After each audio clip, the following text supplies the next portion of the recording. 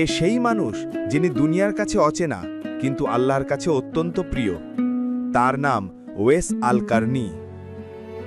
রাতের অন্ধকারে মানুষ যখন ঘুমিয়ে পড়ে তিনি তখন আল্লাহর দরজায় দাঁড়িয়ে কাঁদতেন, যেন তার হৃদয়টাই ইবাদাত হয়ে গেছে। দরিদ্রদের প্রতি তার মমতা ভাষায় প্রকাশ করার মতো নয়। নিজের খাওয়া কমিয়ে অন্যকে দিতেন। মানুষ ভাবত এ মানুষটা পাগল, কিন্তু তার সেই হাসি মুখ, সেই নরম চোখ বলে দিত তিনি দুনিয়ার নয়, আখিরাতের যাত্রী। নবীজি সাহাবাদের বলেছিলেন, ইয়েমেনে একজন যুবক আছে, তার দোয়া আল্লাহ কবুল করেন, তোমরা তাকে দেখলে তার কাছে দোয়া চাইবে। নবীজির এই প্রশংসার কথা ওয়েস জানতেন না। তিনি শুধু আল্লাহর প্রেমে মগ্ন হয়ে জীবন কাটাতেন। আকাশের দিকে তাকিয়ে তিনি বলতেন, হে আল্লাহ, আমার হৃদয় তোমারই, তুমি ছাড়া আমার কেউ নেই।